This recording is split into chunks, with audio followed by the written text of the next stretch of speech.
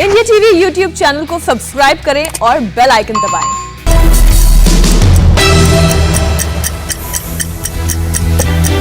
नमस्कार, बहुत स्वागत है आपका सुबह की 9 बड़ी खबरों के इस बुलेटिन में। आपके साथ मैं हूं ज्योत्सना पाटनी। आज बात करेंगे नॉर्थ ईस्ट में हुई हिंसा पर दिल्ली में हो रही बड़ी बैठक की। दिखाएंगे आपको कर्नाटक के सीएम पद की शपथ लेने से पहले किसका आशीर्वाद लेने पहुंचे बसवराज बोम्मई। लेकिन सबसे पहले बात करेंगे जम्मू कश्मीर और हिमाचल प्रदेश में आए कुदरत के कहर की।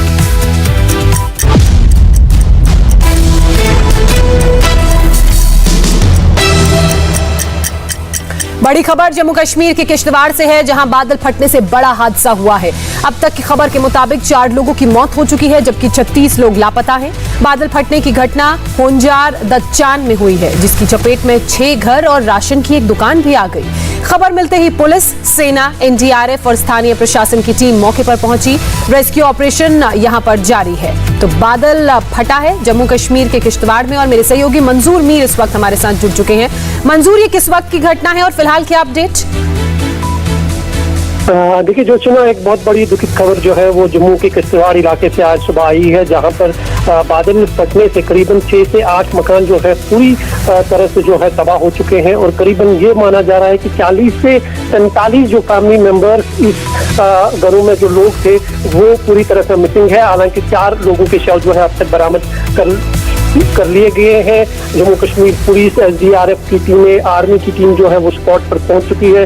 रेस्क्यू ऑपरेशन जो है वो बड़ी तेजी से जारी है। हालांकि बारिश काफी तेज हो रही है, ऑपरेशन करने में काफी दिक्कतें हो रही है, लेकिन फिर भी जो है प्रशासन पूरी तरह से कोशिश कर रही है कि जो बाकी लोग जो मिसिंग है उनको किसी न किसी तरह से बचाया जा सके। हालांकि ये आशंका जताई जा रही है कि उनका बचना जो है बेहद मुश्किल है, क्योंकि जो बादल फटा है ये एक पहाड़ी इलाके के पास में एक छोटा सा गाँव है जहाँ ये बादल फटा है। और काफी पानी का जो बहाव है वो काफी तेज है, लेकिन कोशिशें लगातार की जा रही है। और हालांकि मौसम विभाग की तरफ से भी पहले ही एक एडवाइजरी जारी की गई थी कि 28 से लेकर 30 तारीख तक जम्मू कश्मीर में कहीं कहीं जगह पर बादल फट सकते हैं, लैंडस्लाइड हो सकते हैं। और उसकी तस्वीर जो है कल रात से ही पूरे कश्मीर में देखी जा रही है। श्रीनगर समेत पूरे कश्मीर में जो है तेज बारिशों का सिलसिला अभी भी। अच्छा मंजूर, बिल्कुल तस्वीरें हम देख रहे हैं। फिलहाल क्या वहां पर बारिश हो रही है या बारिश रुक गई है? रेस्क्यू टीम का क्या कहना है, कितना वक्त लगेगा? देखिए बारिश अभी भी पूरे जम्मू कश्मीर में हो रही है। बहुत सारे इलाकों में डिपार्टमेंट की तरफ से अब से थोड़ी देर पहले एक और अलर्ट जारी हुआ है, जिसमें हिली एरियाज में जो लोग रहते हैं उनको सावधान रहने की सलाह दी गई है, क्योंकि बारिश और लैंडस्लाइड की जो है वो चेतावनी पहले ही डिपार्टमेंट ने जारी की है। इस ऑपरेशन को लेकर अगर हम बात करें तो प्रशासन के साथ साथ जो लोकल स्थानीय लोग हैं वो भी इस ऑपरेशन में लगे हुए हैं। कोशिशें की जा रही है कि जो करीबन 40 के आसपास अभी भी लोग मिसिंग है उनको किसी न किसी तरह से जो है रेस्क्यू किया जा सके। लेकिन बारिश हो रही है और इस ऑपरेशन में दिक्कतें हो रही है, लेकिन सेना की टीम जो है वो स्पॉट पर पहुंच चुकी है। एसडीआरएफ की टीमें जो है और लगातार रेस्क्यू ऑपरेशन जारी है। बहरहाल बहुत शुक्रिया मंजूर आपका तमाम अपडेट्स के लिए। हिमाचल प्रदेश से लाहौल स्पीति में भी बादल फटने की खबर सामने आई है। फ्लैश फ्लड यहां पर आया है, जिससे एक की मौत हो गई है और 10 लोग लापता बताए जा रहे हैं। कल रात भर रेस्क्यू ऑपरेशन यहां पर चला, जिसमें आधा दर्जन लोगों को बचा लिया गया। कुल्लू में भी बादल फटने के बाद भारी तबाही हुई है, जिससे कई घर तबाह हो गए हैं। कुल्लू में कितने लोग हताहत हुए हैं फिलहाल ये आंकड़ा सामने नहीं आ पाया है। ये 2 तस्वीरें हिमाचल प्रदेश से आप देख रहे हैं, जहां पे बादल फटा। पहली तस्वीर जेएंडके के किश्तवाड़ की, यहां बादल फटने से 4 लोगों की मौत हो गई है, जबकि 36 लापता है। वहीं दूसरी तरफ हिमाचल प्रदेश में भी कुदरत के कहर की खतरनाक तस्वीरें सामने आई हैं। हिमाचल के कुल्लू इलाके में भारी बारिश के बाद नदियों में बाढ़ आ गई। कहीं मौत के बादल तो कहीं मौत की बेकाबू रफ्तार। यूपी के बाराबंकी में कल देर रात हुए भीषण सड़क हादसे में 18 मजदूरों की दर्दनाक मौत हो गई। हादसा नेशनल हाईवे 28 पर हुआ। बताया जा रहा है कि सड़क किनारे खड़ी डबल डेकर बस को तेज रफ्तार ट्रक ने टक्कर मार दी। टक्कर से बस के अंदर आसपास सो रहे 18 मजदूरों की मौत हो गई, जबकि 20 से ज्यादा मजदूर गंभीर रूप से घायल हैं। सभी घायलों को आसपास के अस्पताल में इलाज के लिए भर्ती कराया गया है। डबल डेकर बस हरियाणा से बिहार जा रही थी, जिसमें 140 मजदूर सवार थे। बरसात के बीच लगभग 4 घंटे तक रेस्क्यू ऑपरेशन चलाया गया, जिसके बाद मृतकों के शव निकाले जा सके। मुख्यमंत्री योगी आदित्यनाथ ने इस सड़क दुर्घटना पर दुख जताया है। योगी आदित्यनाथ ने घायल लोगों का इलाज और प्रभावित लोगों को हर संभव मदद का निर्देश जारी किया है।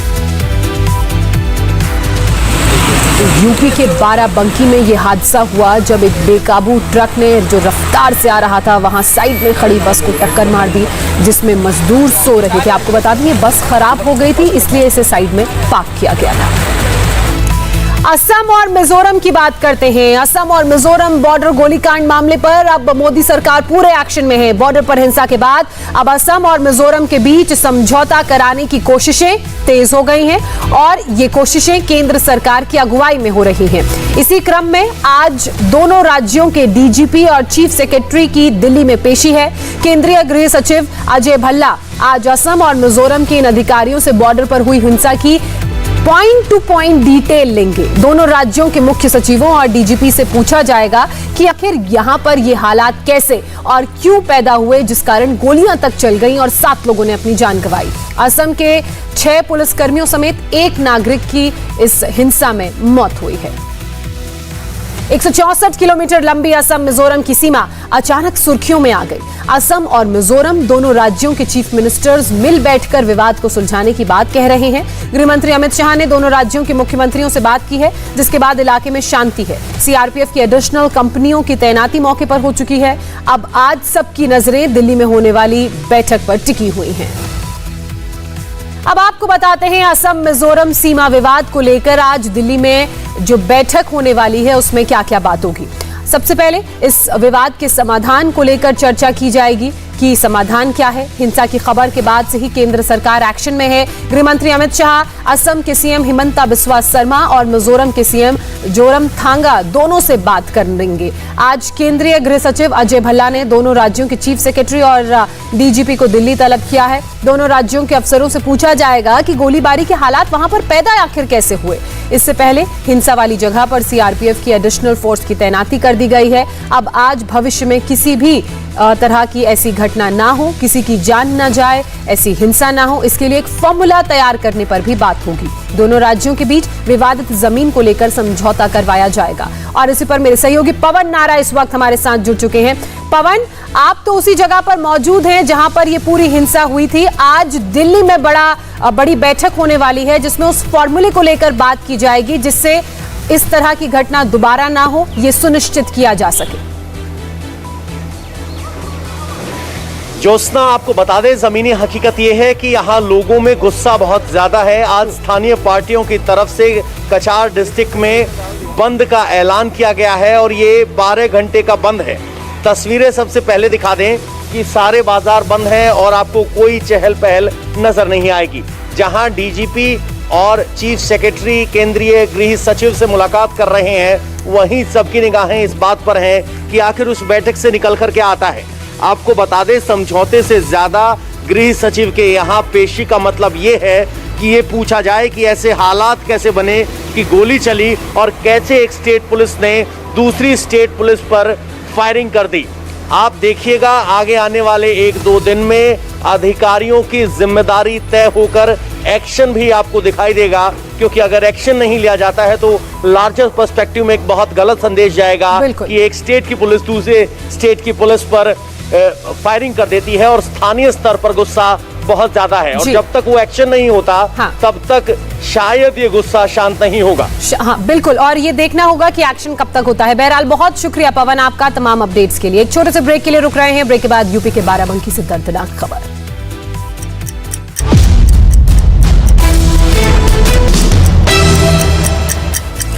पेगासस जासूसी मामले को लेकर संसद के दोनों सदनों में आज भी हंगामे के आसार हैं। जासूसी मामले पर अब पूरे विपक्षी दल के नेता एक साथ आते नजर आ रहे हैं।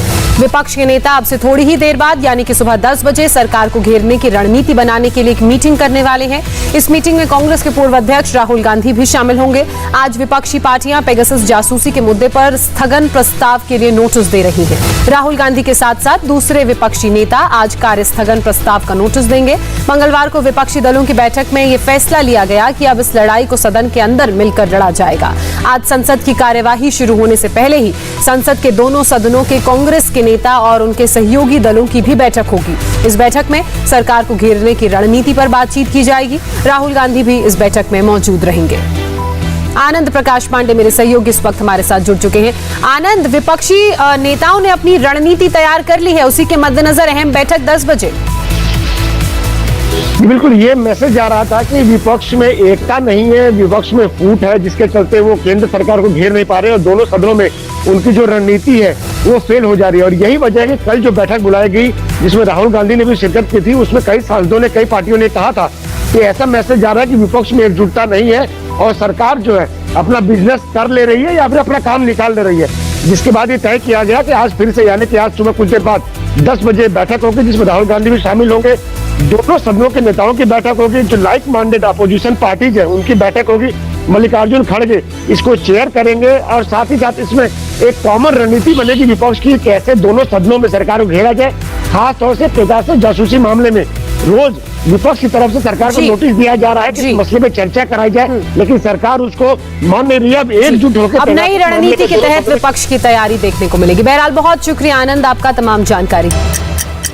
नमस्कार, आप देख रहे हैं इंडिया टीवी, आपके साथ मैं हूं अर्चना सिंह। यूपी में बाराबंकी हादसे पर पीएम मोदी ने दुख जताया।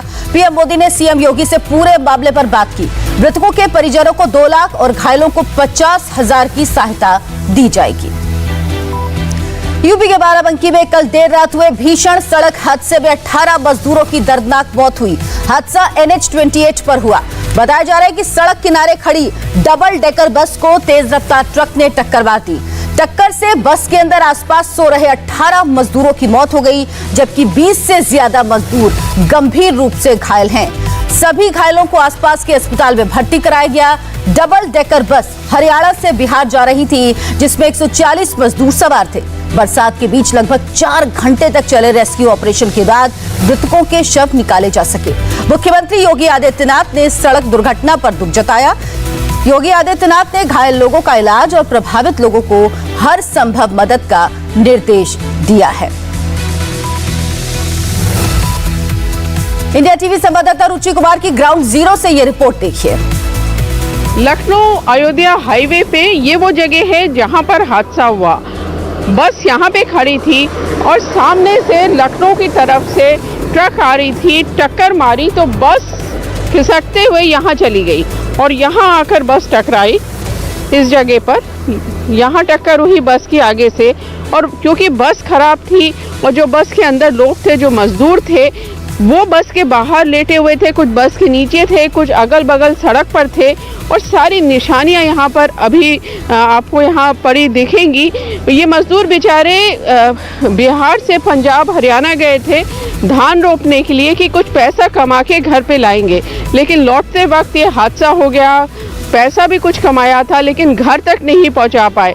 यहाँ पे आपको निशान मिलेंगे, चप्पलें पड़ी हुई हैं बहुत सारी, और कुछ कपड़े भी यहाँ दिखाई दे रहे हैं, टोपी भी यहाँ दिखाई दे रही है किसी की। तो किसी ने इस हादसे में अपना भाई खोया, किसी ने पिता खोया। बहुत ही तकलीफ की बात है कि पैसा तो बेचारों ने कमाया था अपने गांव से, अपने घर से बहुत दूर जाकर पंजाब हरियाणा में, लेकिन वो वापस अपने गांव नहीं पहुंच सके। सब शीशे यहाँ बिखरे पड़े हुए हैं बस के, जो इस तरह से हादसा हुआ है।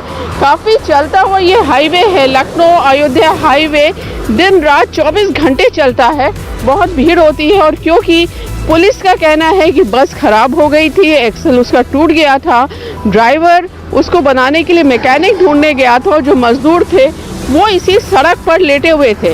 कुछ यहाँ लेटे थे, कुछ बस के सामने थे, कुछ बस के नीचे थे, और इस तरह से तेज रफ्तार एक ट्रक आई और उसने इसको टक्कर मार दी और जो लोग नीचे थे उनके ऊपर से चढ़ते हुए निकल गए, जिसकी वजह से इतने मजदूरों को अपनी जान गंवानी पड़ी। कैमरामैन राजीव राय के साथ Ruchi Kumar, India TV, Ayodhya Barabanki border. और इस हादसे को लेकर सीएम योगी भी एक्शन में है, निर्देश दिए हैं कि किसी तरह की लापरवाही ना बरती जाए। आज से कर्नाटक में बोम्मई राज की शुरुआत होने जा रही। बीएस येदियुरप्पा की जगह चुने गए बसवराज बोम्मई आज कर्नाटक के नए मुख्यमंत्री बनने वाले हैं। बसवराज बोम्मई आज सुबह 11 बजे मुख्यमंत्री पद की शपथ लेंगे। बेंगलुरु के राजभवन के ग्लास हाउस में बोम्मई अकेले शपथ लेंगे। मंत्रिमंडल का विस्तार बाद में किया जाएगा। कल ही बसवराज बोम्मई का कर्नाटक के नए सीएम के तौर पर चयन हुआ। बोम्मई को पूर्व सीएम येदियुरप्पा का बेहद करीबी माना जाता है। उनके नाम का प्रस्ताव भी खुद येदियुरप्पा ने ही किया। सूत्रों के मुताबिक सामाजिक समीकरण साधने के लिए बोम्मई के अलावा 3 डिप्टी चीफ मिनिस्टर भी बनाए जाएंगे। बसवराज बोम्मई मंदिर पहुंचे हैं, उन्होंने पूजा की है, भगवान का आशीर्वाद लिया है। 11 बजे शपथ ग्रहण समारोह होगा, अकेले ही शपथ लेंगे बोम्मई। मंत्रिमंडल का विस्तार बाद में होगा। येदियुरप्पा ने बोम्मई के नाम का प्रस्ताव रखा, जिसे संसदीय दल ने मंजूर कर लिया। बीजेपी के लिए कर्नाटक में बीएस येदियुरप्पा की जगह बसवराज बोम्मई को सीएम बनाने का रास्ता इतना आसान भी नहीं रहा। दिल्ली से गए पर्यवेक्षकों धर्मेंद्र प्रधान, जी किशन रेड्डी ने कर्नाटक बीजेपी के नेताओं के साथ मैराथन बैठक की, जिसके बाद बोम्मई का नाम फाइनल हुआ। साथ ही कर्नाटक में लिंगायत के साथ साथ दूसरे समाज के लोगों को साधने के मकसद से 3 डिप्टी सीएम बनाने का भी प्लान है। बसवराज बोम्मई को असिस्ट करने के लिए आर अशोक, श्रीरामुलु और गोविंद करजोल को डिप्टी चीफ मिनिस्टर बनाया जाएगा। अशोक वो कलिंगर समुदाय से आते हैं, श्रीरामुलु एसटी और गोविंद करजोल एससी समाज से ताल्लुक रखते हैं। The party has bestowed faith under the leadership of Yediyurappa ji for 2 long years, and because his volunteer decision to vacate the CM post, the responsibility is bestowed upon me, and I want to assure the people of Karnataka that it will be pro people, pro poor people governance.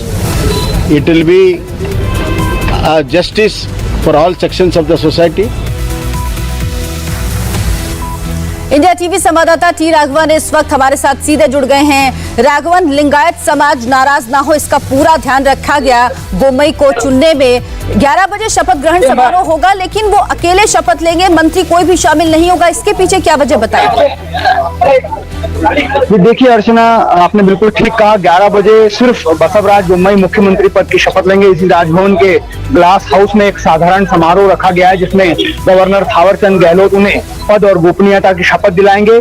कल जब विधायक दल की बैठक चल रही थी, तब उन 3 नामों का भी साथ में चयन हो गया था, ऐसी खबर हमें मिली थी, जिसमें डिप्टी चीफ मिनिस्टर के तौर पर एसटी जो है वो श्रीरामुलु, एससी गोविंद कारजोल और वोकलिगा यानी गौड़ा समाज से जो आर अशोक, जो येदियुरप्पा कैबिनेट में ये तीनों मिनिस्टर भी थे, इन तीनों का नाम भी आया था। उस वक्त ये कहा गया था कि दोपहर में 3:20 पर शपथ ग्रहण समारोह होगा, जिसमें एक मुख्यमंत्री के अलावा तीनों डिप्टी सीएम भी शपथ लेंगे। लेकिन राजभवन आने के बाद इस कार्यक्रम में तब्दीली हुई और अब ये कहा जा रहा है कि सिर्फ मुख्यमंत्री जो है आज 11 बजे शपथ ले रहे हैं और जल्द ही कैबिनेट का विस्तार होगा। ऐसी सूचनाएं भी हैं कि ज्यादातर कैबिनेट मंत्री जो येदियुरप्पा सरकार में थे, उन सबको डिटेन किया जाएगा। कुछ सीनियर मिनिस्टर्स को बदला जा सकता है, क्योंकि अब बसवराज बोम्मई को एक चेहरा बनाना है 2023 के विधानसभा चुनाव में, 2024 के लोकसभा चुनाव में, और उनके साथ एक टीम तैयार की जाएगी जो पार्टी को और मजबूती प्रदान करेगी। इसलिए ऐसा कहा जा रहा है कि जो सीनियर मिनिस्टर्स थे येदियुरप्पा कैबिनेट में, शायद उन्हें अब पार्टी की जिम्मेदारी सौंपी जाएगी। राघवन, टीम की शुरुआत होगी 3 डिप्टी सीएम के साथ, लेकिन क्या वजह है कि बीजेपी को कर्नाटक में 3 डिप्टी सीएम रखने पड़े, जबकि बसवराज वो नाम है जो येदियुरप्पा को भी पसंद है, उनकी मर्जी से ये नाम चुना गया? ये बहुत साफ पता चल रहा था अर्चना, क्योंकि येदियुरप्पा जो है वो लिंगायत समुदाय के इतने बड़े लीडर हैं कि उनकी सहमति के बिना किसी और नेता का चयन शायद मुश्किल था। यही बात थी कि पिछले 4-5 दिनों से कई नामों पर चर्चा हो रही थी। कुछ ऐसा भी कहा जा रहा था कि जो एमपी हैं फिलहाल कर्नाटका के, उनको यहाँ पर सीएम पद की जिम्मेदारी दी जा सकती है। लेकिन ऐसा कहा जा सकता है कि जब ये फैसला हुआ तो इस बात का साफ साफ पता चला कि येदियुरप्पा की बात ही सुना गया है। उनकी सहमति जिस व्यक्ति पर थी, उसी व्यक्ति को मुख्यमंत्री पद की जिम्मेदारी सौंपी गई है। सोशल फैब्रिक को ध्यान में रखते हुए अलग अलग समुदाय के 3 जो बड़े समुदाय हैं, दलित कम से कम 24% यहाँ पर कर्नाटक में है, वोकलिगा करीब 16% है, शेड्यूल ट्राइब हमेशा श्रीरामुलु के साथ वो एक बड़े नेता के रूप में उन्हें देखते हैं और एक मुश्त वोट जो है बीजेपी को मिलता है उनकी वजह से, इसलिए श्रीरामुलु को भी ये मौका दिया जा सकता है। इसलिए ये एक कह सकते हैं कि वोट बैंक जो लिंगायत समुदाय जो बीजेपी के साथ हमेशा खड़ा रहा है, येदियुरप्पा के पीछे एक साथ खड़ा रहा है, उसको भी साधने की कोशिश बसवराज बोम्मई के को सीएम बनाकर और बाकी जो 3 डिप्टी सीएम है उससे बाकी जो कास्ट इक्वेशन है उसका भी ध्यान रखा जा रहा है। राघवन की बीजेपी येदियुरप्पा को नाराज नहीं कर सकती, क्योंकि वही वो व्यक्ति हैं जिन्होंने दक्षिण में बीजेपी के लिए द्वार खोले थे। बहुत बहुत धन्यवाद आपका इस तमाम जानकारी के लिए। बंगाल में जीत के बाद ममता बनर्जी 2024 के लोकसभा चुनाव में विपक्ष को एकजुट करने के लिए पूरे एक्शन में हैं। दिल्ली में ममता बनर्जी आज दूसरे दिन भी इसी मिशन में जुटी दिखने वाली हैं। कल कांग्रेस के सीनियर लीडर्स से मिलने के बाद आज ममता बनर्जी पार्टी की अंतरिम अध्यक्ष सोनिया गांधी से मुलाकात करने वाली हैं। ये मुलाकात सोनिया गांधी के निवास 10 जनपद पर होगी। आज शाम 4:30 बजे 10 जनपद पर होने वाली ये मुलाकात बेहद खास होने जा रही है, क्योंकि इस मुलाकात के बाद ही इस बात के संकेत मिलना शुरू होंगे कि 2024 के चुनाव के लिए विपक्ष का क्या रुख रहने वाला है। सोनिया गांधी के अलावा ममता बनर्जी दिल्ली के मुख्यमंत्री अरविंद केजरीवाल से भी मुलाकात करेंगी। ममता बनर्जी 30 जुलाई को कोलकाता लौट जाएंगी। 5 दिन के दौरे में ममता बनर्जी पूरा जोर विपक्ष के हर बड़े नेता से मिलने में लगाएंगी। ममता बनर्जी अपने दिल्ली प्रवास में एनसीपी सुप्रीमो शरद पवार से भी मिल सकती हैं। साथ ही दिल्ली बॉर्डर पर धरना दे रहे किसान नेताओं से भी उनकी मीटिंग का प्रोग्राम फाइनल हो रहा है। तीसरी बार चीफ मिनिस्टर बनने के बाद पहली बार ममता बनर्जी दिल्ली पहुंची हैं। ममता ने कल प्रधानमंत्री नरेंद्र मोदी से मुलाकात की। मोदी से ममता की मुलाकात तो औपचारिक थी, लेकिन बाहर निकलने के बाद जो उन्होंने कहा वो उनके विजन की ओर इशारा करता है। जब उनसे सवाल पूछा गया कि वो विपक्ष को लीड करेंगी तो उन्होंने इनकार नहीं किया। उन्होंने कहा देश लीड करेगा। In democracy, if you want to fight, you should not discriminate party to party. Whoever is a like-minded party, everybody must work together. आप लीड करेंगे? हमने लीड करेंगे? No, country will lead. We are the followers. और आदमी को उम्मीद का साथ में ही काम करना पड़ता है। अगर उम्मीद नहीं रहते हैं तो जिंदगी बर्बाद हो जाता है। अभी एक ब्रेक के बाद किश्तवाड़ में फटा बादल बम।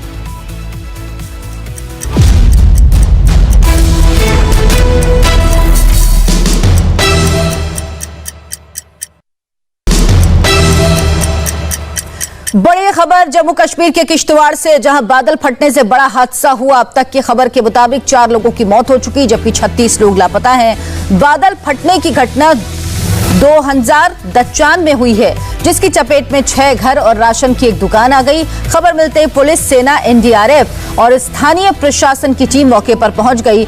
रेस्क्यू ऑपरेशन चल रहा है। तो बादल फट गया जम्मू कश्मीर के किश्तवाड़ में, जहां की तस्वीरें ये आप देख रहे हैं। उसके बाद देखिए किस तरह से सैलाब आया है। चारों तरफ पानी ही पानी नजर आ रहा है। 36 लोग इसमें लापता हुए हैं। 6 घर और एक राशन की दुकान चपेट में आ गई है। हालांकि मदद के लिए सेना, एनडीआरएफ और स्थानीय प्रशासन की टीम मौके पर पहुंची है। रेस्क्यू ऑपरेशन चल रहा है। 4 लोगों की मौत हुई है और 36 लोग अभी भी लापता हैं, जिन्हें ढूंढने का काम किया जा रहा है। और इस काम में सेना, एनडीआरएफ और स्थानीय प्रशासन की टीम लगातार लगी हुई है। ये तस्वीर देखिए किश्तवाड़ में बादल फटने के बाद किस तरह से पानी का सैलाब आ गया। इस सैलाब ने कई लोगों को, कई घरों को अपनी चपेट में ले लिया। 6 घर इसकी चपेट में आए जो पूरी तरह से जमींदोज हो गए और एक राशन की दुकान भी इसकी चपेट में आ गई। हिमाचल प्रदेश के लाहौल स्पीति में भी बादल फटने के बाद फ्लैश फ्लड आया, जिसमें 1 की मौत हो गई और 10 लोग लापता हो गए। कल रात भर रेस्क्यू ऑपरेशन चला, जिसमें आधा दर्जन लोगों को बचा लिया गया। कुल्लू में भी बादल फटने के बाद भारी तबाही हुई, जिससे कई घर तबाह हो गए। कुल्लू में कितने लोग हताहत हुए, फिलहाल इसकी जानकारी नहीं मिल पा रही है। हिमाचल प्रदेश में भी कुदरत के कहर की खतरनाक तस्वीरें आ रही। हिमाचल के कुल्लू इलाके में भारी बारिश के बाद नदियों में बाढ़ आ गई है। तो हिमाचल में भी भारी बारिश हो रही है, जिस वजह से नदियों में बाढ़ आ गई है। लाहौल स्पीति में बादल फट गया, जिसमें 1 की मौत हुई, 10 लोग लापता हो गए। रेस्क्यू ऑपरेशन रात भर चला। आधा दर्जन लोगों को सुरक्षित बचा लिया गया है। बादल फटने के बाद यहां भारी तबाही हुई, जिसमें कई घर तबाह हो गए। हालांकि कितने लोग इसमें हताहत हुए हैं, अभी तक ये जानकारी नहीं मिल पाई है। राजकुंद्रा पर एक और एक्ट्रेस ने दर्ज कराई एफआईआर। क्या है पूरा मामला, एक ब्रेक के बाद।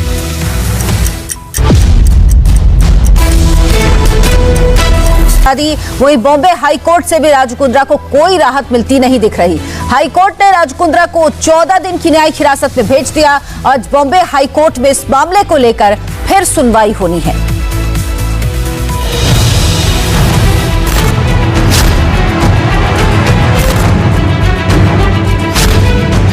पहला झटका, एक और एक्ट्रेस ने कराई एफआईआर।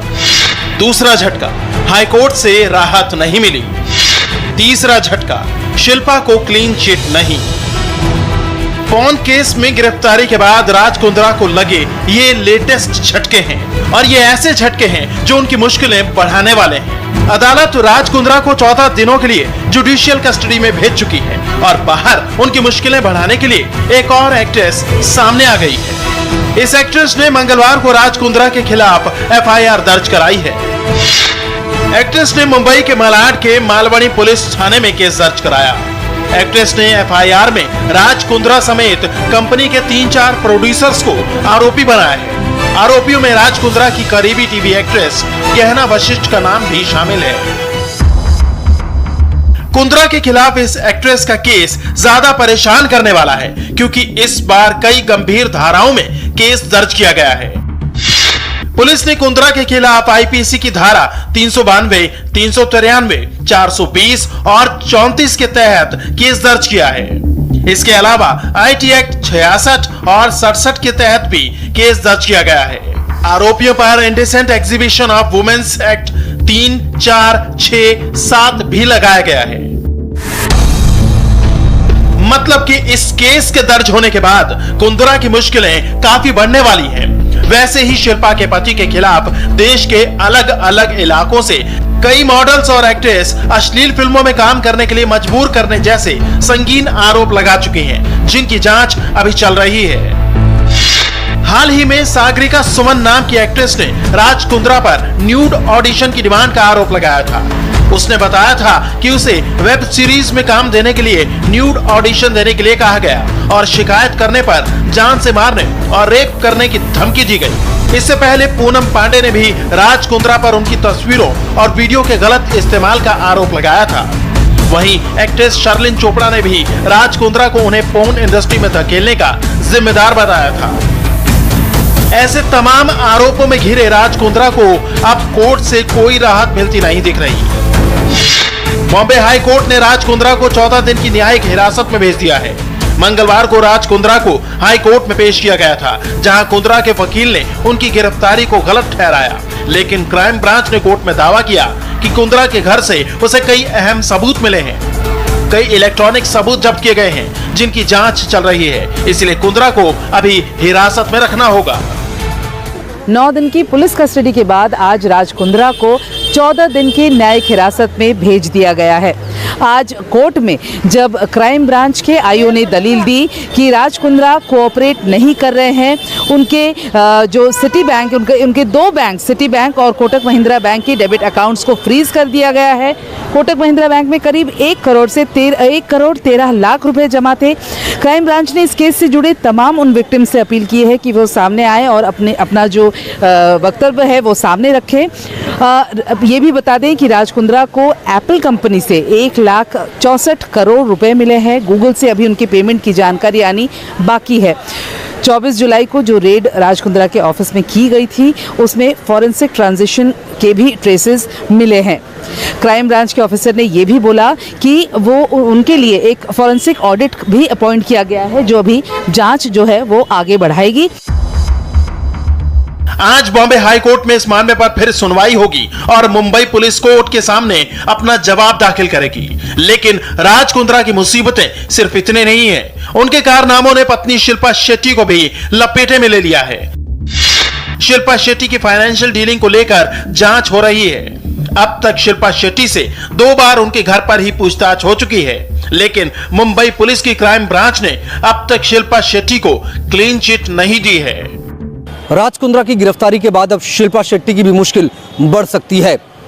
दरअसल क्राइम ब्रांच की टीम शिल्पा शेट्टी के मोबाइल फोन की क्लोनिंग कराने की तैयारी कर रही है, क्योंकि व्हाट्सएप पर जिन लोगों से शिल्पा शेट्टी का चैट हुआ है कंपनी के कामकाज को लेकर या फिर राज कुंद्रा से, उस चैट के कन्वर्सेशन को निकाला जा सके। पुलिस को शिल्पा शेट्टी के खिलाफ अभी तक कोई सीधा सबूत नहीं मिला है। पुलिस के सूत्रों की माने तो अब तक पूरे मामले में शिल्पा शेट्टी की कोई सक्रिय भूमिका नहीं मिली। ना तो कोई इलेक्ट्रॉनिक सबूत है और ना ही कोई फाइनेंशियल मामला पकड़ में आया है। राज कुंद्रा के पॉर्न केस में कोई कागजात ऐसा भी नहीं मिला है जिससे ये बात साबित हो सके कि शिल्पा शेट्टी का इस पूरे केस से कोई लेना देना है। लेकिन शिल्पा शेट्टी को लेकर मुंबई पुलिस के सामने एक सवाल बहुत बड़ा है और वो ये कि आखिर शिल्पा शेट्टी ने 2020 में वियान कंपनी के डायरेक्टर के पद से इस्तीफा क्यों दिया था? क्राइम ब्रांच के मुताबिक शिल्पा शेट्टी के आर्थिक लेन देन को लेकर उनके बैंक अकाउंट की जांच हो रही है। शिल्पा शेट्टी के खातों की ऑडिटिंग कराई जा रही है ताकि उससे किसी लिंक का पता चल सके। इस वक्त कोरोना से जुड़ी बड़ी खबर आ रही है। देश में कोरोना के केस में बढ़ोतरी हुई। पिछले 24 घंटे में 43,654 नए पॉजिटिव केस सामने आए। 24 घंटे में 41,678 कोरोना मरीज ठीक हुए। इस समय देश में कोरोना के 3,99,436 एक्टिव केस मौजूद हैं। तो कोरोना के केसों में बढ़ोतरी हुई है। इस वक्त 3,99,436 एक्टिव केस मौजूद हैं। देश में कोरोना के केस एक दिन कम हुए, उसके बाद फिर से बढ़ने शुरू हो गए हैं। 43,654 केस पिछले 24 घंटे में आए, जो चिंता की बात है।